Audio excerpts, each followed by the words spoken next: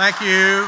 Thank you all very much. And good morning, ladies and gentlemen. And Lynn, thank you very much for your generous introduction and for hosting us here in this beautiful room and, as you mentioned, in this iconic building.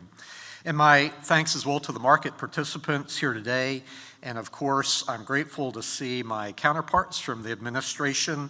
And thank you all for being here and for your understanding that the views that I express today are in my capacity as chairman and do not necessarily reflect those of the SEC as an institution or of my fellow commissioners.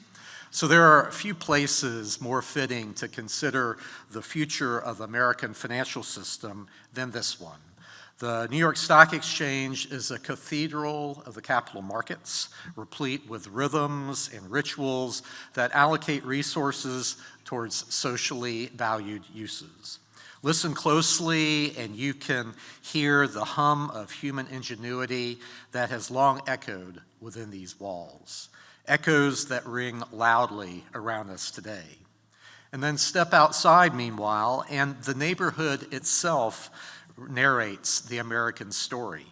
A short walk in any direction brings you to landmarks like Federal Hall, where George Washington took his presidential oath and Congress established the Treasury Department. To the buttonwood tree under whose ancestors about 24 stockbrokers established the forerunner of this exchange, and to the cobblestone streets that were a cradle of commerce long before Manhattan's skyscrapers rose above them. The square mile that surrounds us here today is less a place than a prologue, an opening chapter in a story that is now ours to continue. So, of course, in 7 months, that story will reach a rare milestone when our republic marks its 250th year. A quarter millennium ago, a band of revolutionaries declared that rights are neither permissions to be earned nor privileges to be revoked. They claimed the right to govern themselves, yes, but also the right to provide for themselves, to work, to venture, and to prosper off their own efforts, to pursue happiness and property. Indeed, our founders sought agency as much in the halls of power as in the marketplace of ideas. Anniversaries of this magnitude demand more than just ceremony. They ask something of us. They invite us to reflect and, of course, but no less, to resolve, to ensure that the future that we shape will prove to be worthy of the legacy that we've inherited. Allow me then to take a few moments to revisit how that legacy began. Before the United States was a nation, it was actually an investment. The first permanent English settlements in this hemisphere were financed through joint stock enterprises that allowed people to pool together and share in the risk and the reward of a very uncertain venture. The Virginia Company, for example, the first major British securities offering aimed at the Americas, funded the Jamestown settlement through share subscriptions, investors of which anticipated returns through land, trade, and dividends.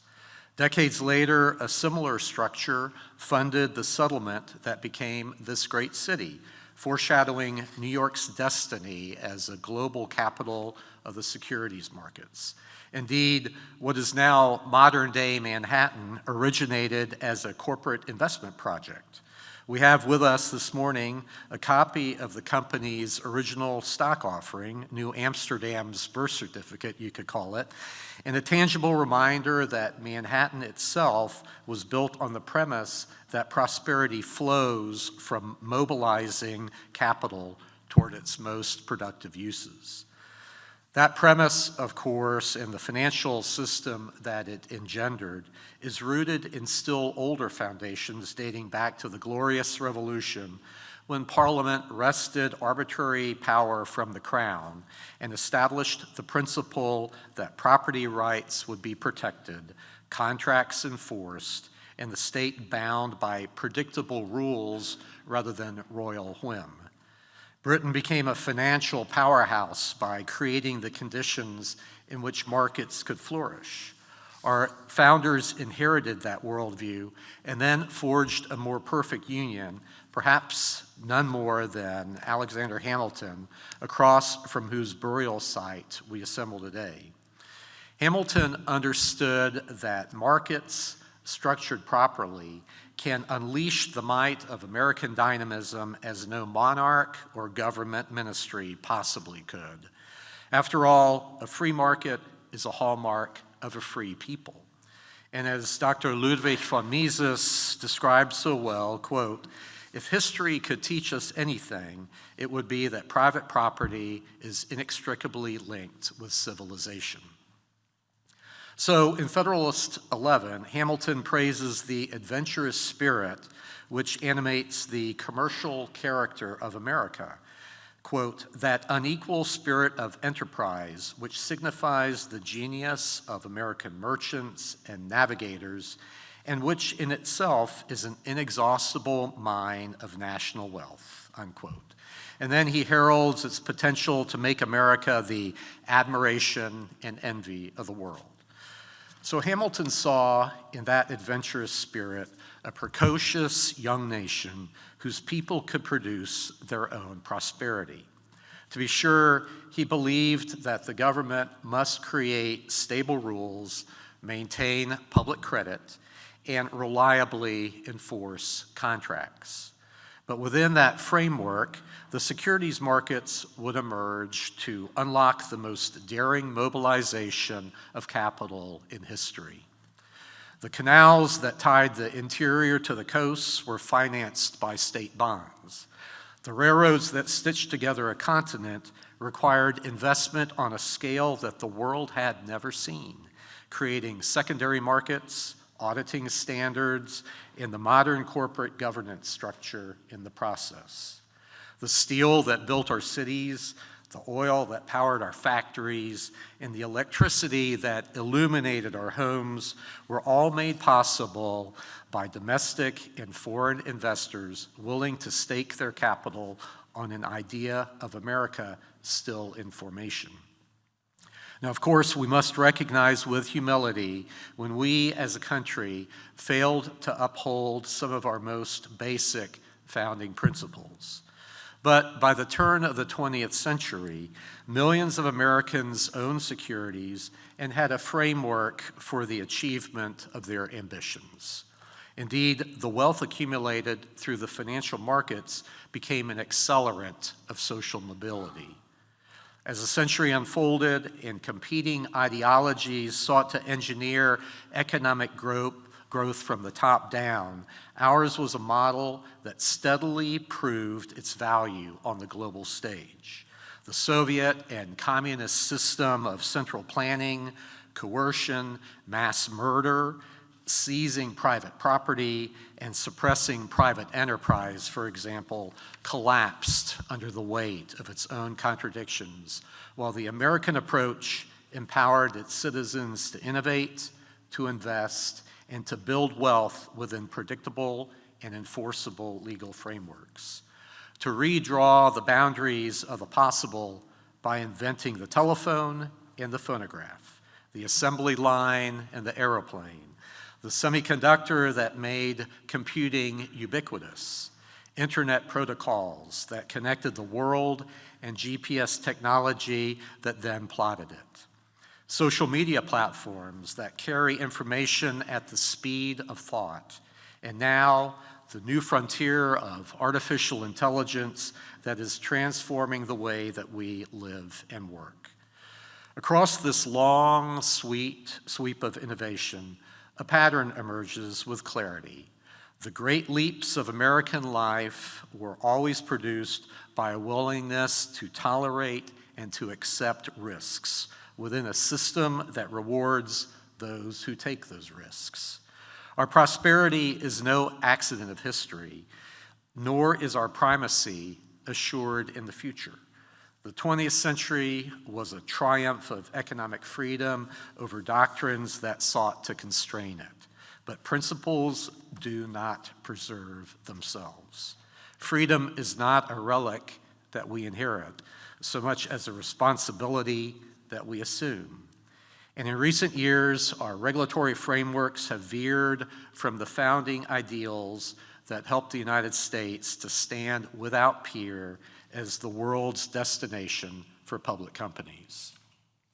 So for context, Congress, beginning in 1933 with the Securities Act, passed a series of legislation to address the fraudulent and manipulative activity that Wall Street engaged in prior to the 1929 stock market crash.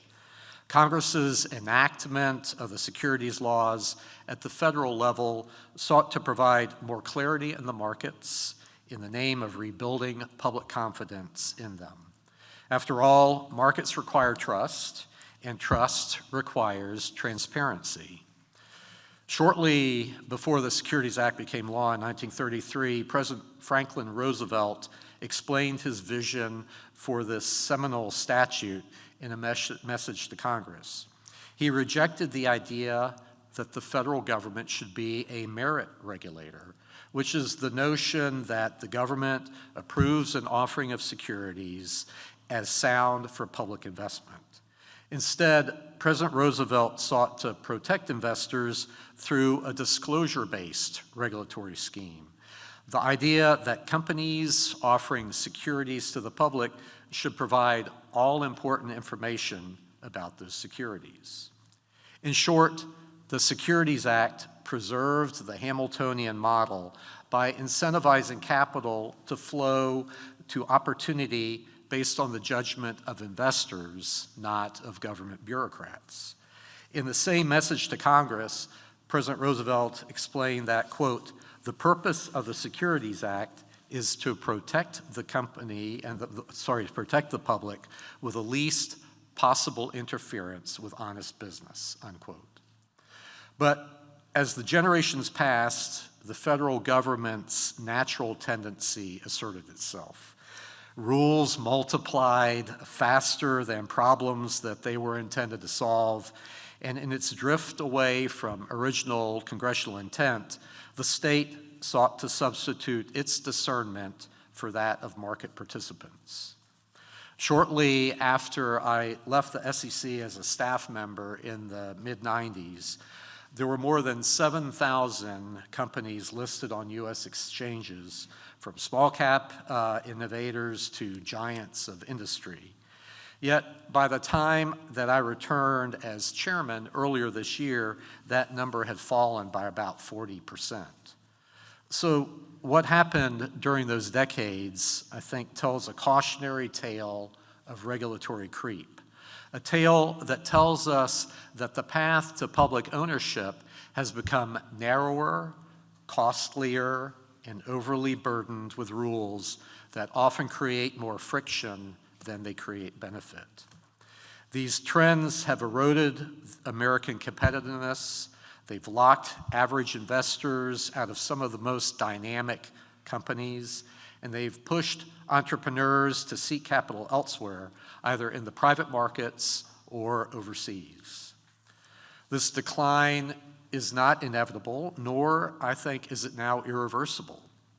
While there are many SEC rules and practices that have amassed over the decades and certainly are ripe for reform, perhaps none epitomize regulatory creep more so than the voluminous disclosure requirements in the Commission's rulebook today. Over the years, and particularly over the past 2 decades, special interest groups, politicians, and at times the SEC itself have weaponized the disclosure regime that Congress itself created for our marketplace in an effort to advance social and political agendas that stray far from the SEC's mission of facilitating capital formation, protecting investors, and ensuring fair, orderly, and efficient markets. These decades of accretive rulemakings have produced reams of paperwork that can do more to obscure than to illuminate. Today's lengthy annual reports and proxy statements improve substantial costs on companies because they consume significant time from boards and from management and require armies of special lawyers, accountants, and consultants to prepare. Despite these costs, investors sometimes do not benefit from the information because they struggle to parse and to understand it, or they find it so intimidating because of the volume and the density that then they just ignore it.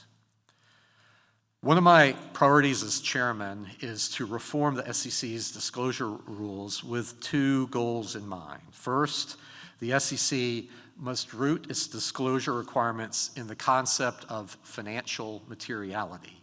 Second, these requirements must scale with a company's size and maturity.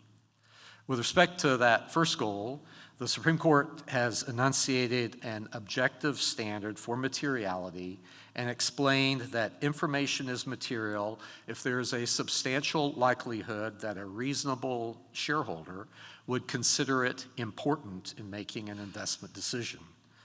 Achieving this goal necessitates restraint and care from both the SEC when it promulgates a rule and from Congress when it directs the SEC to mandate disclosure on any particular subject.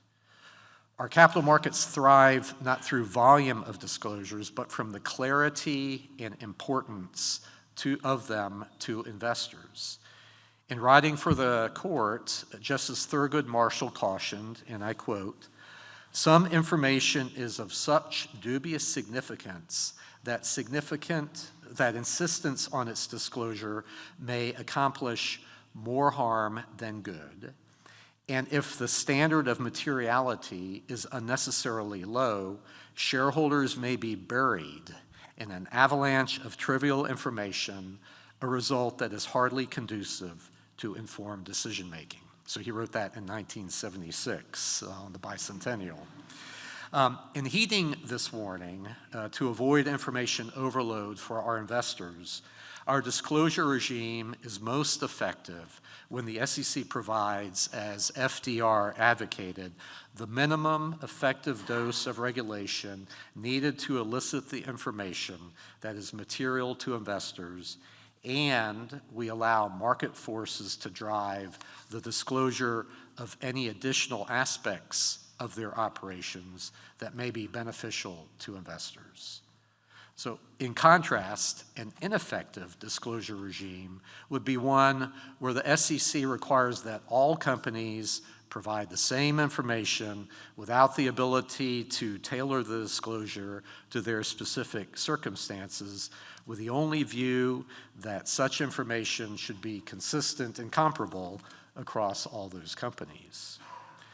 So indeed, with today's numerous disclosure requirements, companies still provide additional information, such as non-GAAP numbers or key performance metrics that are tailored to a company's business or industry and are driven more by investor demand than the SEC's rulebook. So good for them.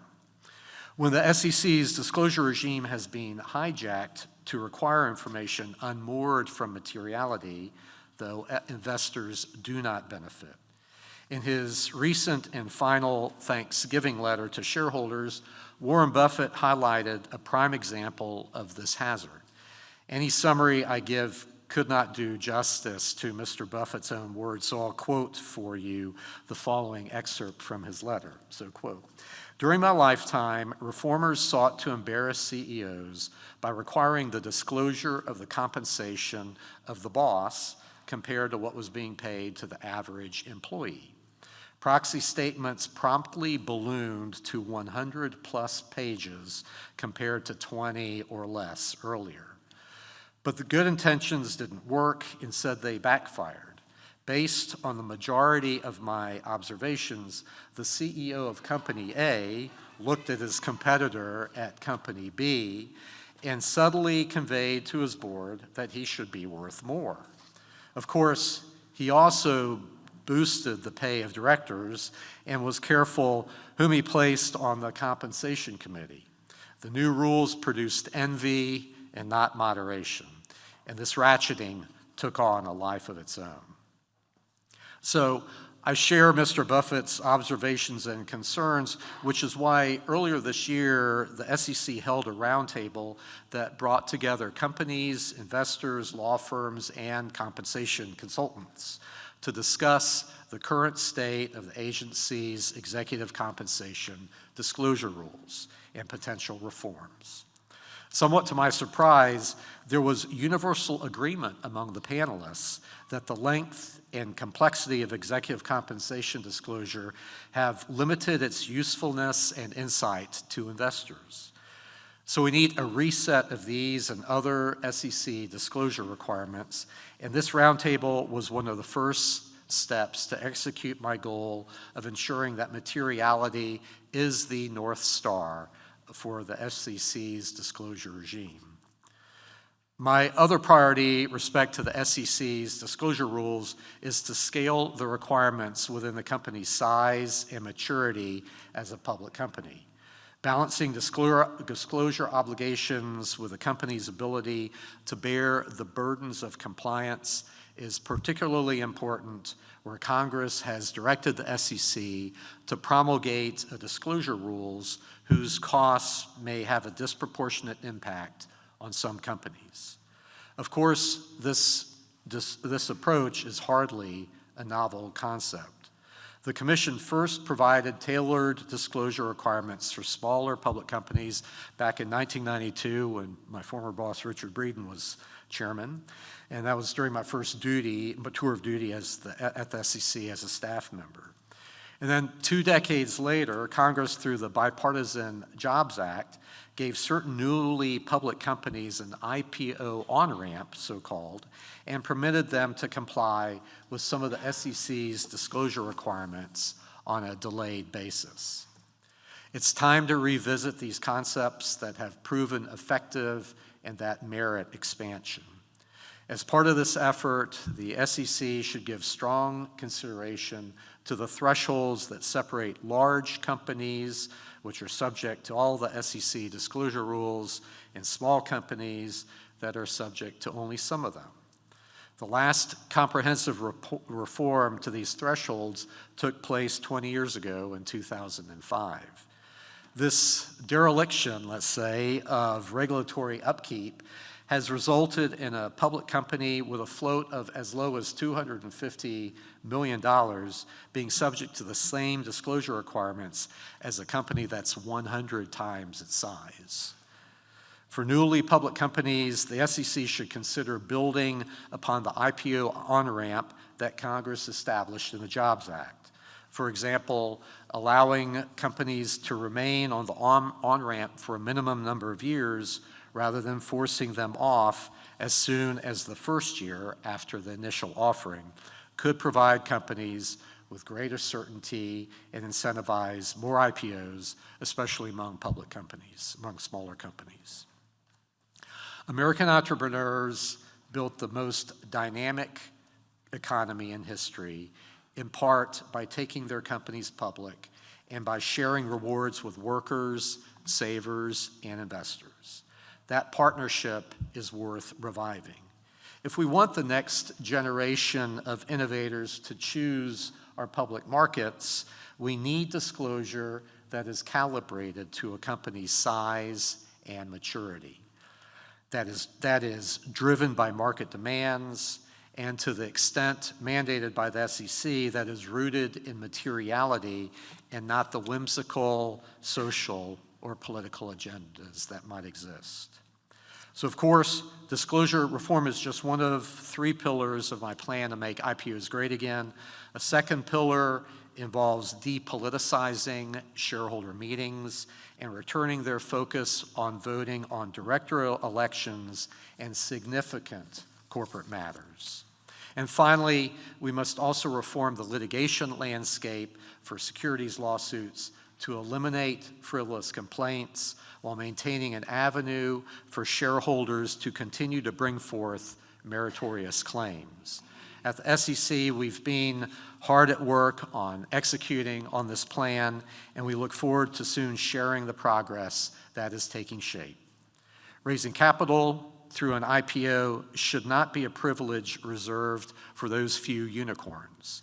More and more public investments are concentrated in a handful of companies that are generally in the same one or two industries. Our regulatory framework should provide companies in all stages of their growth and from all industries with opportunity for an IPO, particularly an IPO that represents a capital raising mechanism for the company instead of a liquidity event for insiders. Now, the reforms that I've just outlined are a worthwhile and necessary beginning. They will help capital flow faster and more freely to its highest and best use, which is to say towards initiative and ingenuity.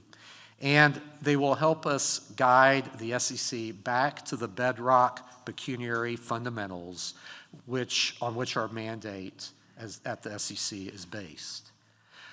But these are only the first steps in a broader effort to realign our markets with their most fundamental purpose, which is to place the full measure of American might where it belongs, in the hands of our citizens instead of the regulatory state. As we look towards America's 250th year, let us remember that no nation has ever entrusted so much agency to the individual, and no nation has been so plentifully rewarded for it. And yet, even as the weight of history and evidence affirm this truth, some in our society have come to question whether the capital markets remain the most reliable engine for upward mobility. They presume that the politically prescribed allocation of capital is superior to that of free markets. They call to seize the means of production.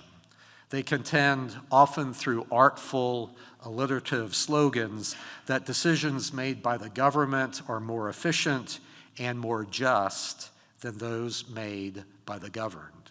They ask, can capitalism propel people past the circumstances of their birth or background?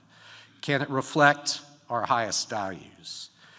So I, for one, believe emphatically that it can, and that history has proven it. For at its best, capital is the instrument through which an individual can marshal the resources of a free society in pursuit of shared prosperity. It's the instrument through which we can create value in the lives of others by creating value in our own. Indeed, our markets are a deeply moral enterprise because they are a mutually beneficial one, because every exchange holds the potential to lift both parties, because our markets affirm the dignity of the human spirit and liberate the potential to invent, to build, to innovate, and to flourish as no other alternative can. So this is precisely why our work at the Securities and Exchange Commission matters, because when our capital markets are strong, they amplify that sense of dignity on a global scale, because no force has lifted more people from poverty, widened more paths to opportunity, or solved more of society's most intractable problems than capital investments through our capital markets. So in the coming months, we at the SEC will pursue the reforms that I've discussed today and several others with the urgency and the care that they command. We will work closely with the Congress and the administration.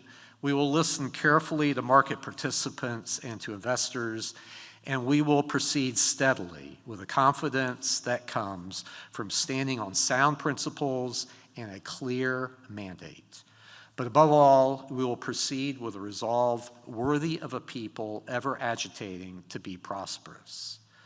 So in closing, I believe that our capital markets are more than just the mechanisms of finance. They are, at their core, expressions of our national character, a character that has compelled generations of Americans to take risks and to reap the rewards, to innovate endlessly and restlessly to believe that the future is ours to make. So as America's 250th anniversary approaches, the question before us is not whether our entrepreneurs have the capacity to reinvent and reinvigorate our capital markets, but whether we as regulators have the will.